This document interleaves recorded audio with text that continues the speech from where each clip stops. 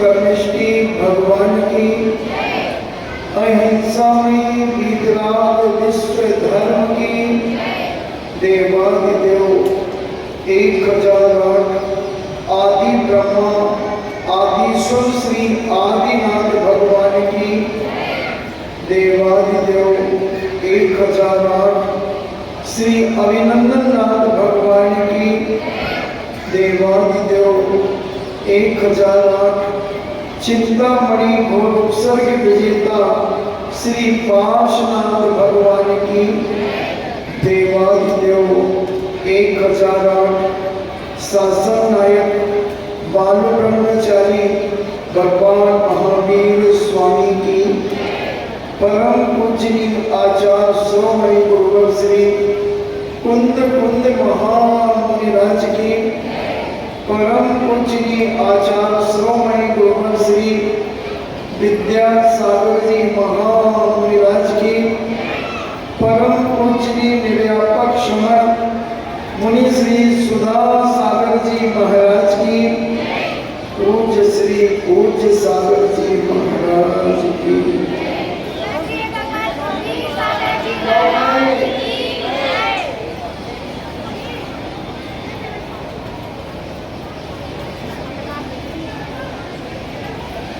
चर्चा चल रही है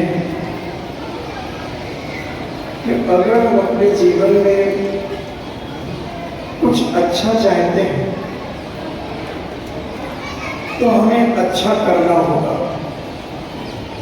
अगर हम चाहते हैं कि सारे लोग हमारे जीवन में हमारा उपकार करें, अम्मा जी आप वहां बैठो साइड में, अगर हमारे जीवन में सब लोग उपकार करें, हाँ कोई बात नहीं, बैठने तो बहुत अच्छा, स्वस्थ हो जाएंगे वो। नीचे बैठने से ही स्वस्थ होंगे, ऊपर बैठने से घुटनों के दर्द और बढ़ेंगे। हम 2 बार एक आधा घंटा इस पर बोल चुके हैं। तो हम जब उपकार करेंगे तो दुनिया में ऐसा कोई नहीं है कि वो हमारा उपकार ना करे, मगर हम उपकार करना चाहते नहीं और उपकार करते हैं तो हम सोचते हैं कि वो हमारा उपकार करे। अगर आप उपकार करवाने की इच्छा रखते हैं तो आपका उपकार उपकार करना सब बेकार है, कोई फायदा नहीं उसका। आपको उपकार करके भूल जाइए कि हमने किसी का उपकार किया है, और जब आप भूल जाएंगे तो जिसका आपने उपकार किया वो व्यक्ति बहुत चौकट में रहेगा।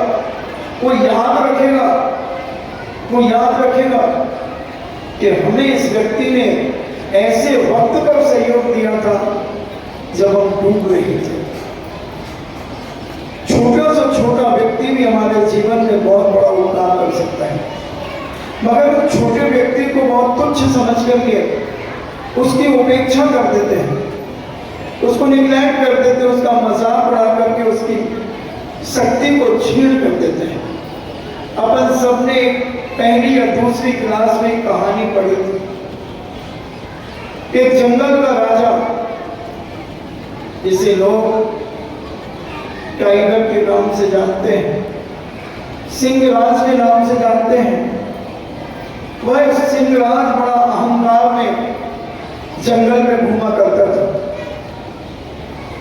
और सारे छोटे छोटे पशु, खरगोश, हिरण, बारहसिंगा, बकरियां, जितने भी छोटे जानवर थे वो सब उसकी दहाड़ सुनकर के भयभीत होते थे, छुपते थे यहां वहां।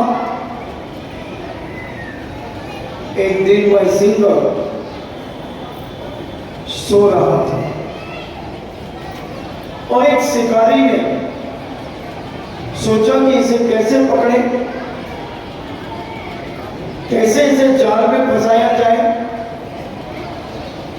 शिकारी विचार कर रहा था, इतने में सिंहराज की नींद खुल गई और उसने एक दहाड़ लगाई। जो बब्बर शेर होता है उसकी 8 किलोमीटर दूर तक दहाड़ जाती है, इतनी तेज दहाड़ता है। सारे जंगल के पशु थर-थर कांपने लगते हैं। हाथी जैसा शक्तिशाली योद्धा वो भी थर-थर कांपता है शेर की आवाज सुन करके, क्योंकि शेर अगर सामने से वार करता है तो हाथी उससे निपटने की ताकत रखता है, सूंड में फंसा कर उसे पछाड़ सकता है, और अगर पीछे से वो वार करता है तो हाथी भी कई बार उसकी चपेट में आ जाता है। पीछे से वार करके उसके मस्तक को फाड़ देता है सिंहराज। वह केसरी बब्बर शेर तो इतनी शक्तिशाली कि मन में व्यक्ति के अंदर जब ताकत एहसास होने लगती कि मैं बहुत बलशाली हो गया हूं, तो वह छोटे मोटे व्यक्तियों को मसलना चाहता है। हमने कहा था विश्व विजेता दारा सिंह ओलंपिक में गोल्ड मेडल जीतने वाला सोचता था कि दुनिया में कोई मेरे मुकाबले में नहीं है, मेरे से कोई शक्तिशाली नहीं है। ऐसा वह सिंह वैसा वह दामा पहलवान सोचा करता था, मगर शेर को कभी सवा शेर मिल जाता है। इसलिए जैनाचार्यों ने कहा, संत महंतों ने कहा कि कभी अहंकार में अपनी जिंदगी को मत गंवाना। तुम्हें ना मद का, किसी का धन का अहंकार रहा है, ना बल का अहंकार रहा है, ना रूप का अहंकार रहा है, ना जाति का अहंकार रहा है, ना ज्ञान का अहंकार रहा है। सारे एक ना एक दिन भूल उल्टित हुए। इसलिए अपने आप में रहने का प्रयास, समझने का प्रयास करो। कुछ दिनों के बाद सिंहराज अपनी गुफा के बाहर सो रहा था। इतने में एक चूहा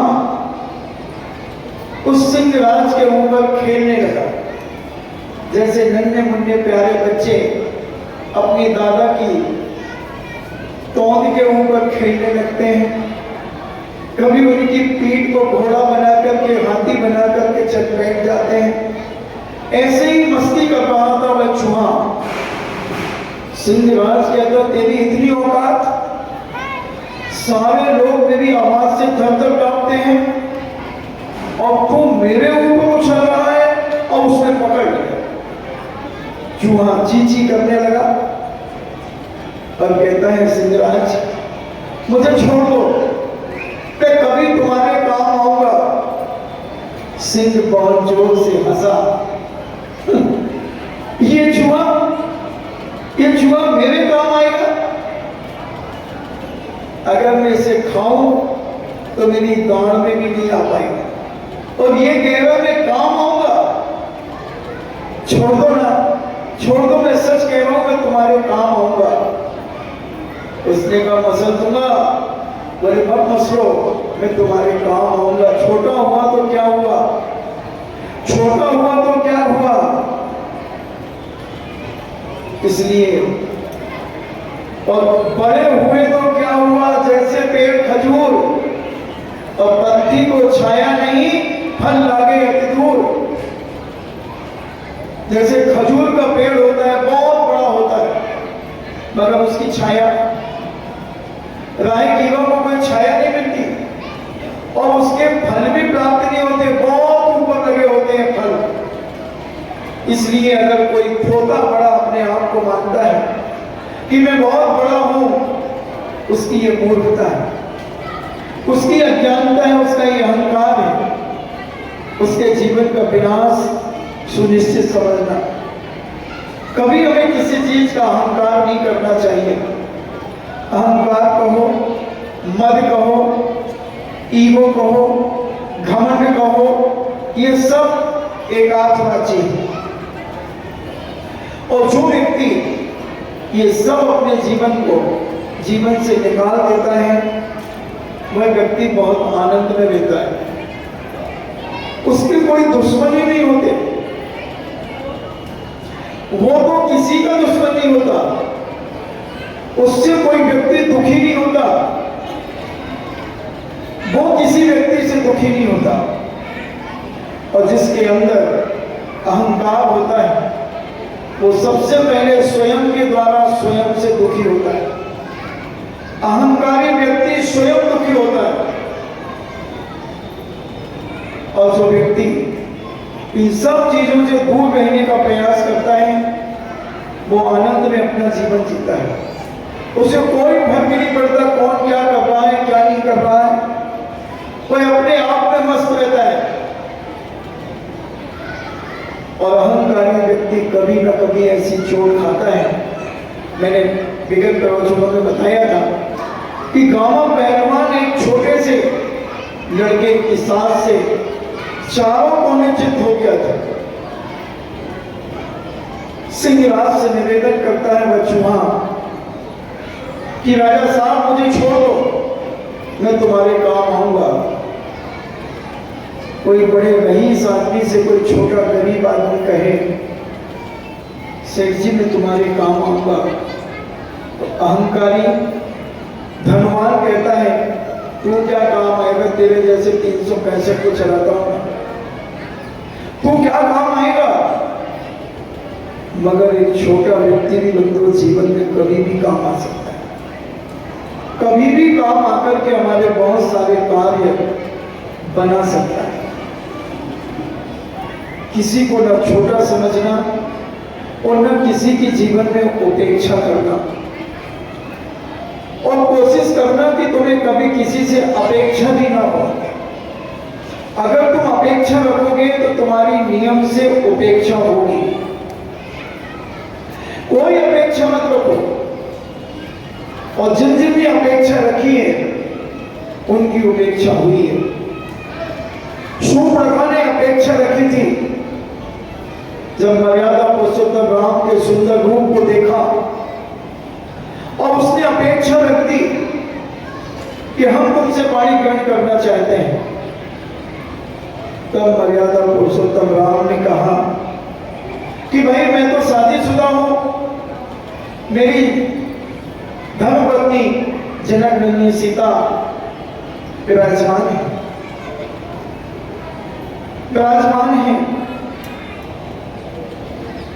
तब उसने सोचा कि चलो लक्ष्मण से जाकर के बात करते हैं।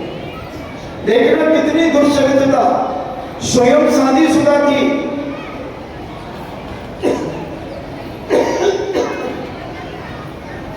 स्वयं शादीशुदा थी और दूसरे पुरुष को देखकर उससे अपेक्षा रख रही थी कि मैं इसको अपना पति बना लूं, इससे पानी ग्रहण कर लूं। पहली नारायणगिरी उसने की, बेवकूफी की। साक्षात खरदूषण उसका पति था और इसका नाम चंद्रनखा था। शूर्पणखा तो बाद में कहने लगे। और वह अपेक्षा लेकर के जब मर्यादा पुरुषोत्तम राम के पास पहुंची तब राम ने बड़ी शालीनता पूर्वक उसे उत्तर दिया कि मैं तो पाणी ग्रहण मेरा हो चुका है और राजा जनक की पुत्री सीता से मेरा पाणी ग्रहण हुआ है, इसलिए आप ये अपेक्षा मुझसे न करें। उसने उपेक्षा समझी अपनी। लक्ष्मण कह रहे थे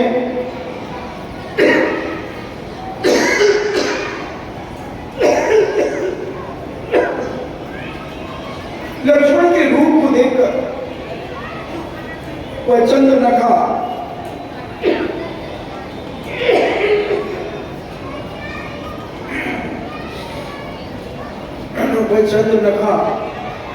लक्ष्मण के पास गई और लक्ष्मण से कहती है कि मैं तुम्हें अपना प्राणनाथ बनाना चाहती हूं।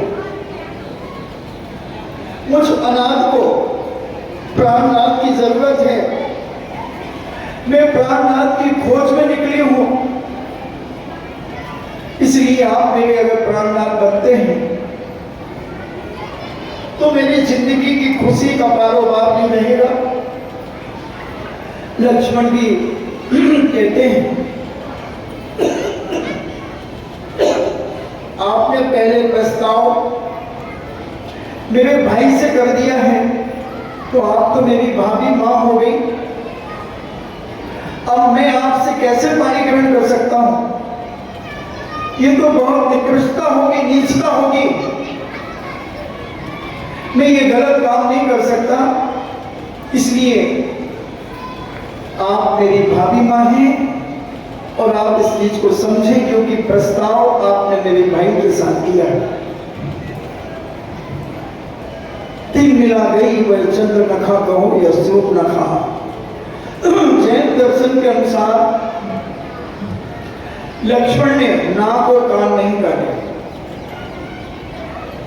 अन्य दर्शनकारों के अनुसार उसके नाक और कान काटे, क्योंकि नीति कहती है कि क्षत्रिय पुरुष कभी स्त्री के ऊपर, नपुंसक के ऊपर यानी किन्नर के ऊपर, बाल बाला के ऊपर कभी शस्त्र नहीं चलाते, निहत्थे के ऊपर शस्त्र नहीं चलाते। युद्ध शास्त्रों में स्पष्ट लिखा हुआ है अगर सामने वाला निहत्था है और सामने वाले के पास शस्त्र है तो मैं अपना शस्त्र रख करके दोनों निहत्थे होकर के लड़ेंगे। ये नीति। उसी प्रकार यहां नीति है कि क्षत्रिय पुरुष कभी अबला के ऊपर यानी स्त्री के ऊपर कभी वार नहीं करेगा, कभी शस्त्र का प्रयोग नहीं करेगा, नपुंसक के ऊपर नहीं करेगा, बालक के ऊपर नहीं करेगा, बालिका के ऊपर नहीं करेगा, निहत्थे के ऊपर नहीं करेगा और दीनहीन व्यक्ति के ऊपर कभी शस्त्रों का प्रयोग नहीं करेगा। तो मात्र जब उनकी उपेक्षा हो गई, जैसे अपन बहुत विश्वास के साथ किसी के पास जाएं कि वो हमारे बिल्कुल खास हैं और हम उनसे जो कहेंगे वो कर देंगे, और तुम गए और उन्होंने कहा कि नहीं अभी तो नहीं हो सकेगा, तो घर के लोग कहते हमने पहले ही कहा था, आगे नाक कटवा के पहले ही कहा था कि मत जाओ, वो ऊपर का मीठा बोलने वाला है, वो बहुत बदमाश आदमी है, वो मीठी छुरी है। इसलिए तुम गए, तुमने अपने घर की बेइज्जती करा दी, नाक कटवा दी। उसी प्रकार जब सूर्य नखा लक्ष्मण से अपना प्रस्ताव रखती है, राम से प्रस्ताव रखती है, जब उपेक्षित हो जाती है तो बोलचाल में आ जाता है कि नाक कटवा करके आ गए।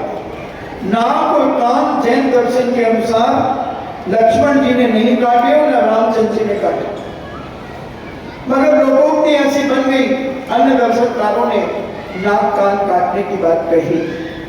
तो हम कहीं अगर सीमा से ज्यादा अपेक्षा रखते हैं तो फिर उस समय हमारी नाक कट जाती है, मगर नाक ये नहीं कट जाती, थोड़ी सी इंसल्टिंग हो जाती है, तो कहने में आ जाता है कि नाक कट गई।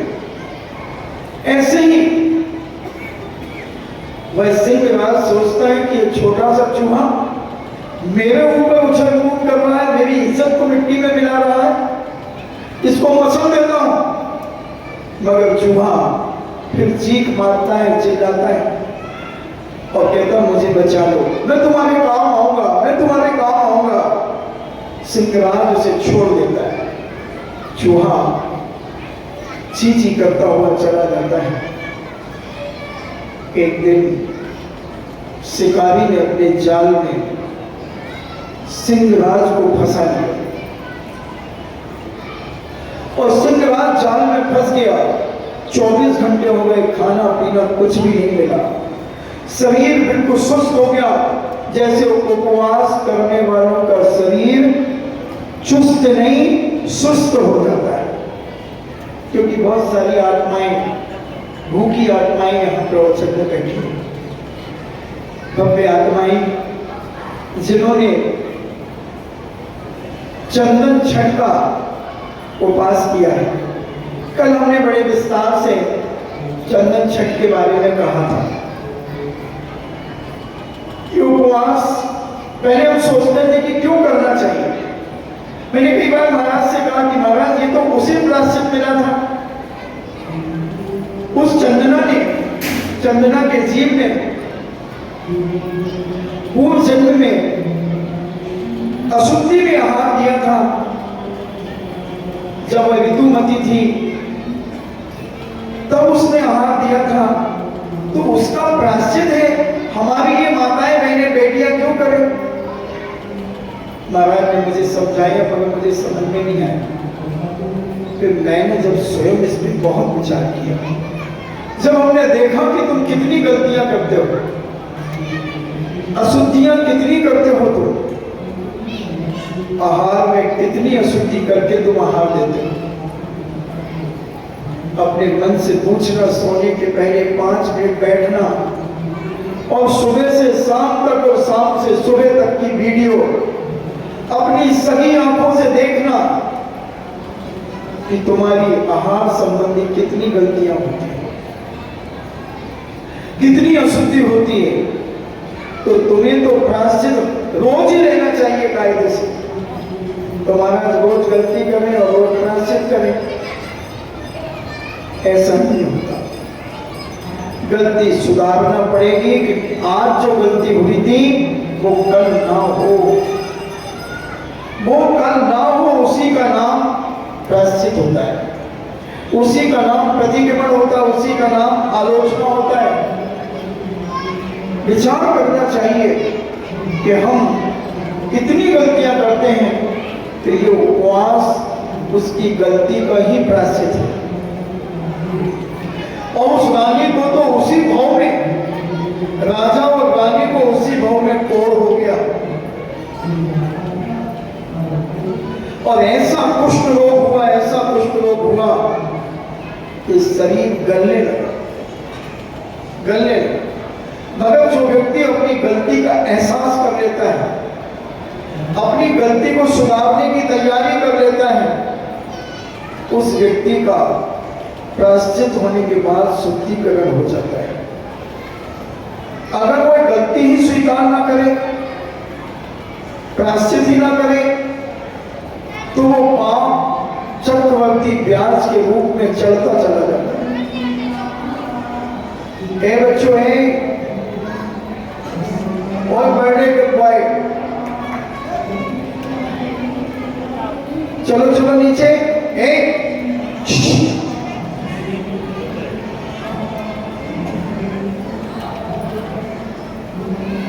तो ऐसा हम अपने जीवन में अपनी गलतियों का एहसास करते हुए उसका प्रायश्चित करें। उसी प्रायश्चित के रूप में ये चंदन छठ मनाई जाती है।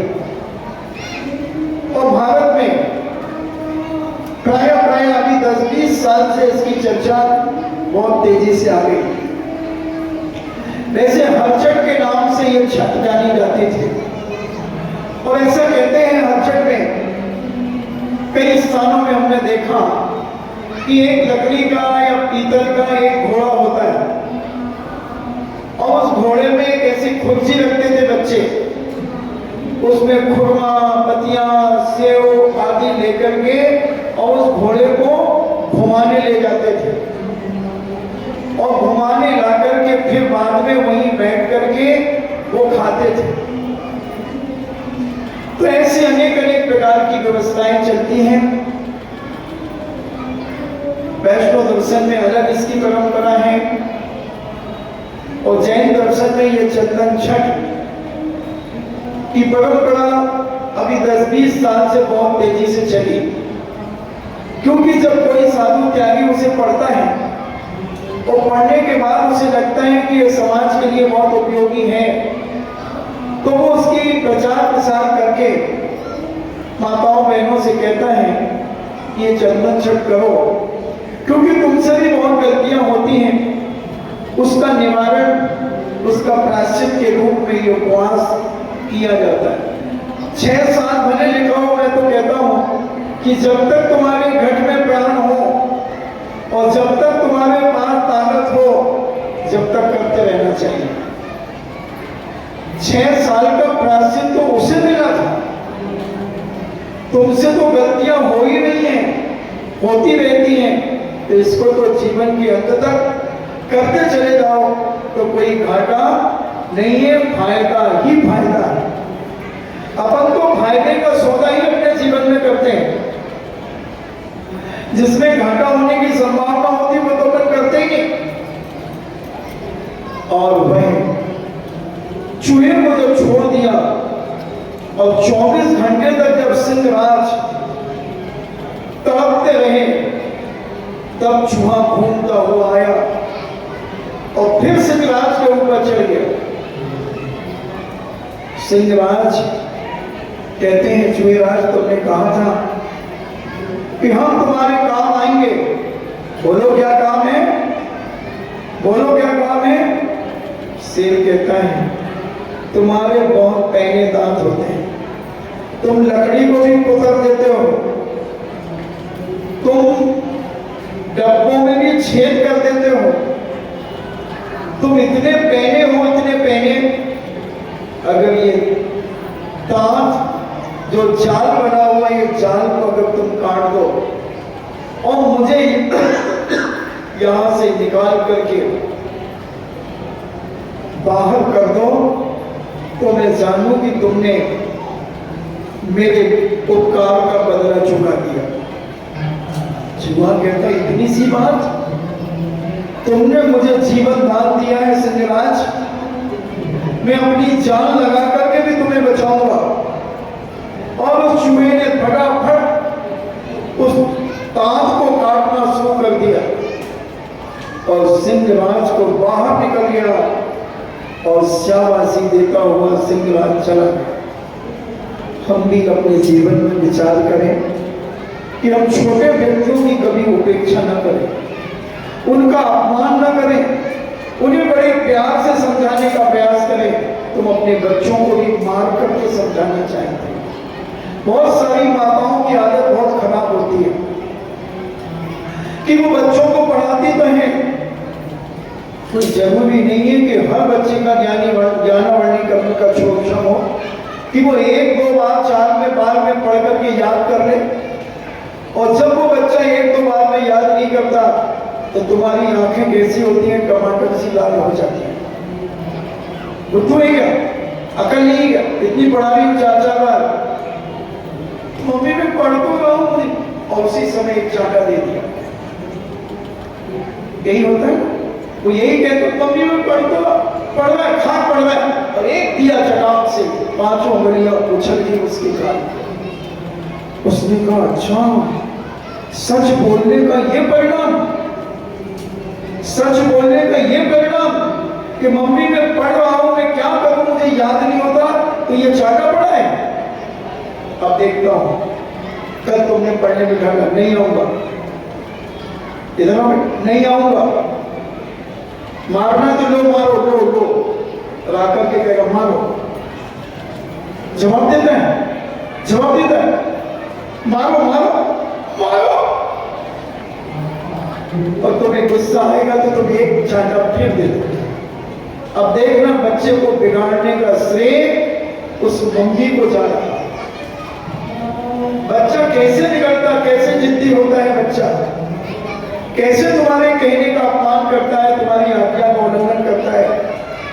बच्चा बहुत मासूम होता है, बच्चे को प्यार से समझाया जाता है, उसको सहलाया जाता है, और उसकी पीठ पर प्रेम से हाथ फेर करके एक बार नहीं 100 बार पढ़ाने का प्रयास करो। कैसे बच्चे को याद नहीं होगा, कैसे याद नहीं होगा, होगा।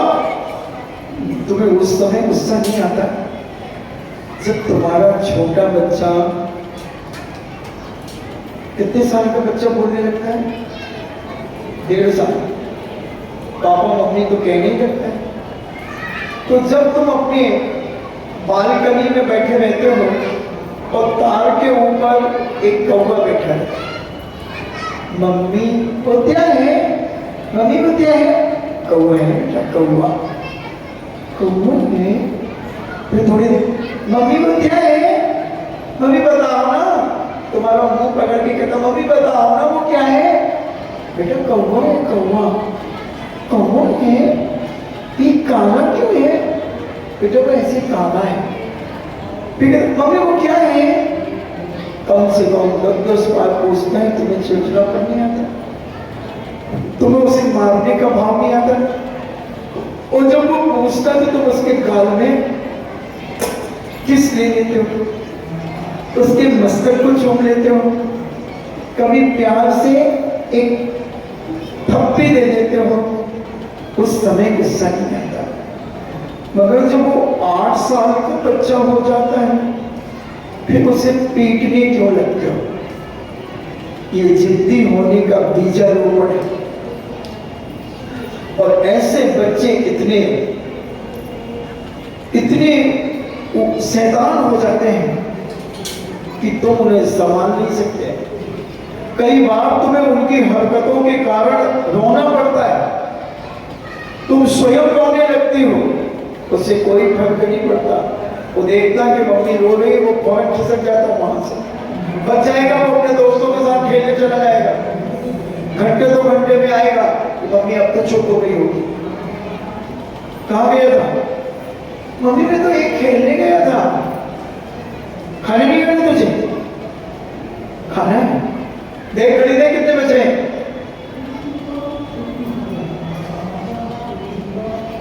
अभी 12 बज रहे, तो 12 बजे खाना खाएगा, चल जल्दी से बैठ।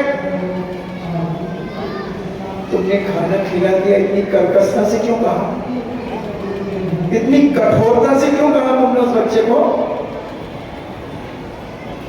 बच्चे सुधारने का तरीका, अगर वो बच्चा 12 बजे भी आया था, अरे बेटे चलो जल्दी से मुंह हाथ धो, पैर हाथ धो करके आओ जल्दी से, फिर मैं आपको भोजन की थाली लगा दूं।